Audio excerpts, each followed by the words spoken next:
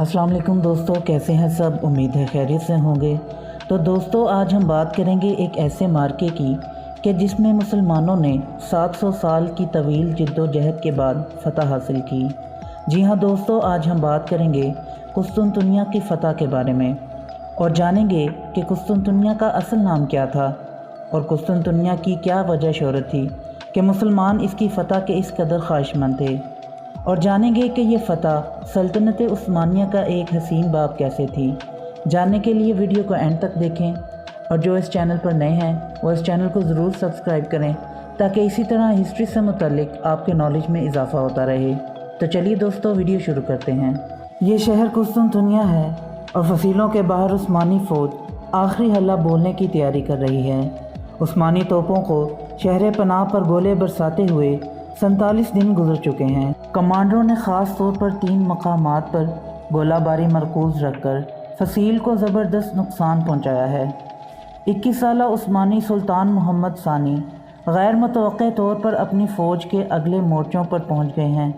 उन्होंने फ़ैसला कर लिया है कि हतमी यलगार फसील के मेसोटेकियोन के लाने वाले वस्ती हिस्से से की जाएगी, जिसमें कम से कम 9 शुगाफ पड़ चुके हैं और खंदक का बड़ा हिस्सा पाट दिया गया है।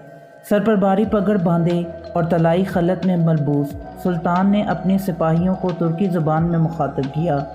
मेरे दोस्तों और बच्चों, आगे बढ़ो, अपने आप को साबित करने का लम्हा आ गया है। इसके साथ ही नकारों, करनों, तबलों और बगलों की आवाज़ ने रात की खामोशी को तार तार कर दिया। लेकिन इस कान फाड़ते शोर में भी उस्मानी दस्तों के फलक शगाफ नारे साफ सुनाई दिए जा सकते थे, जिन्होंने फसील के कमज़ोर हिस्सों पर हल्ला बोल दिया। एक तरफ खुश्की से और दूसरी तरफ समुंदर में बहरी जहाज़ों पर नस्ब तोपों के दहानों ने आग बरसाना शुरू कर दी। बाज़ंतीनी सिपाही इस हमले के लिए फसीलों पर तैयार खड़े थे, लेकिन पिछले 1.5 माह के मुहासरे ने इनके हौसले पस्त और असाब शिकस्ता कर दिए थे। बहुत शहरी भी मदद के लिए फसीलों पर आ पहुँचे और पत्थर उठा उठा कर नीचे इकट्ठा होने वाले हमला आवरों पर फेंकना शुरू कर दिए। दूसरे अपने अपने करीबी चर्च की तरफ दौड़े और गिड़गिड़ा कर मुनाजातें मांगी। पादरियों ने शहर के मुतअद्दिद चर्चों की घंटियां पूरे ताकत से बजाना शुरू कर दी, जिनकी टनाटन ने उन लोगों को भी जगा दिया जो अभी तक सो रहे थे। हर फ़िके से ताल्लुक़ रखने वाले ईसाई अपने सदियों पुराने इख्तलाफ भुलाकर एक हो गए और इनकी बड़ी तादाद शहर के सबसे बड़े और मुक़द्दस कलीसा हाजिया सूफिया में इकट्ठे हो गए। सुल्तान मोहम्मद सफ़ेद घोड़े पर अपने वज़रा और अमायत के हमरा हाजिया सूफिया पहुँचे। सदर दरवाज़े के करीब पहुंचकर वह घोड़े से उतरे और गली से एक मुट्ठी खाक लेकर अपनी पगड़ी पर डाल दी। उनके साथियों की आंखों से आंसू जारी होने लगे। मुसलमान 700 साल की जद्दोजहद के बाद बिलाखिर कुस्तुनतुनिया को फ़तह करने में कामयाब हुए थे। कुस्तुनतुनिया की फ़तह महज एक शहर पर एक बादशाह के इक़्तिदार का ख़ात्मा और दूसरे के इक़्तिदार का आगाज़ नहीं था। इस वाक़े के साथ ही दुनिया की तारीख़ का एक बाब ख़त्म हुआ और दूसरे की इब्तिदा हुई थी।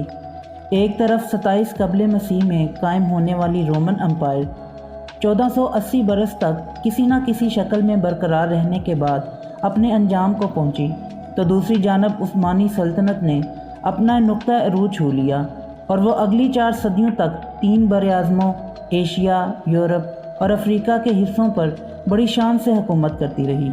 शहर पर तुर्कों के कब्ज़े के बाद यहाँ से हज़ारों की तादाद में यूनानी बोलने वाले शहरी भागकर यूरोप और ख़ास तौर पर इटली के मुख्तलिफ़ शहरों में जा बसे।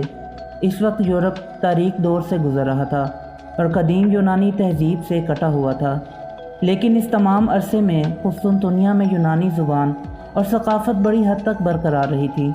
यहाँ पहुँचने वाले महाजिरों के पास हीरे जवाहरात से पेश कीमत ख़जाना था। अरस्तु, अफलातून, जालिनूस और दूसरे हुक्मा और उलमा के असल यूनानी ज़ुबान के नुस्खे मौजूद थे। इन सब ने यूरोप में कदीम यूनानी उलूम के अहिया में ज़बरदस्त किरदार अदा किया और मौरख़ीन के मुताबिक इन्हीं की वजह से यूरोप में नशत सानिया का आगाज़ हुआ, जिसने आने वाली सदियों में यूरोप को बाकी दुनिया से सबकत लेने में मदद दी, जो आज भी बरकरार है। सुल्तान ने अपनी सल्तनत में हुक्मनामा भेजा, जो कोई चाहे वो आ जाए, इसे शहर में घर और बाग मिलेंगे। सिर्फ यही नहीं, इसने यूरोप से भी लोगों को कुस्तुनतुनिया आने की दावत दी। تاکہ شہر پھر سے آباد ہو جائے۔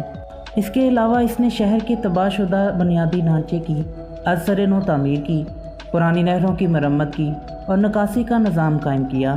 اس نے بڑے پیمانے پر نئی تعمیرات کا سلسلہ بھی شروع کیا۔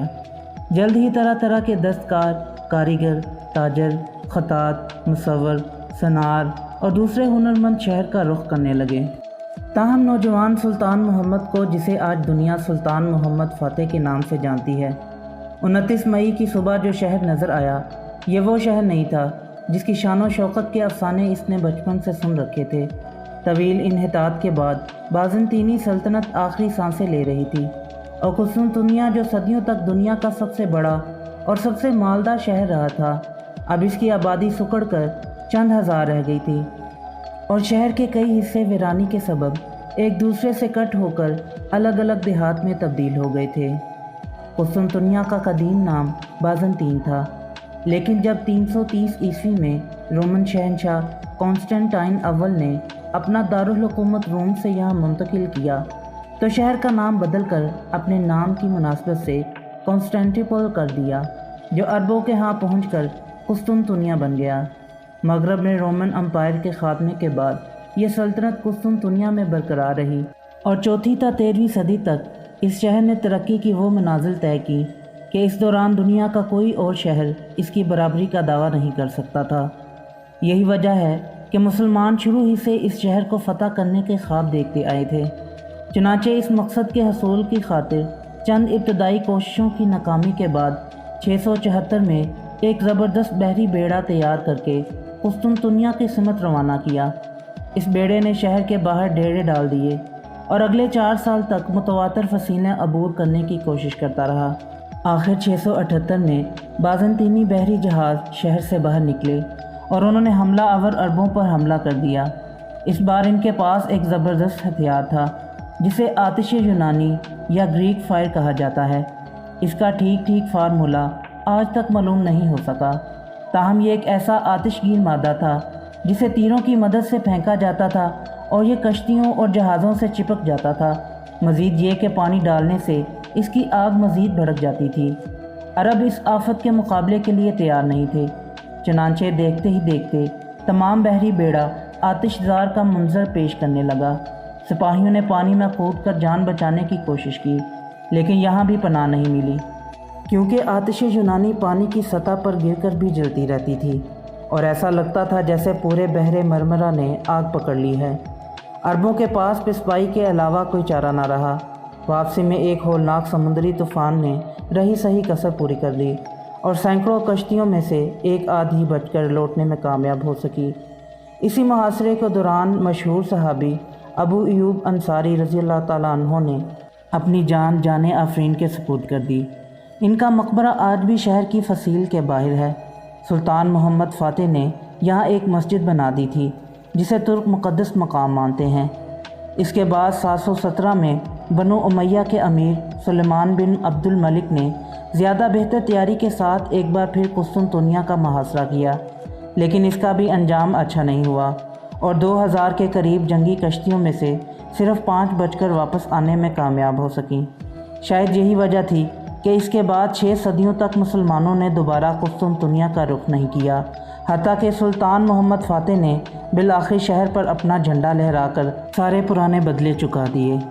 شہر پر قبضہ جمانے کے بعد سلطان نے اپنا دارالحکومت قسطنطنیہ منتقل کر دیا اور خود اپنے لیے قیصر روم کا لقب منتخب کیا۔ آنے والے اشروں میں اس شہر نے وہ عروج دیکھا جس نے ایک بار پھر ماضی کی عظمت کی یادیں تازہ کر دی۔ تو دوستو، یہ تھی آج کی ویڈیو پسند آئی ہو تو لائک ضرور کریں اور میرے یوٹیوب چینل کو سبسکرائب کریں۔ پھر ملتے ہیں ایک نئی ویڈیو کے ساتھ، تب تک کے لیے اجازت دیں۔ اللہ حافظ۔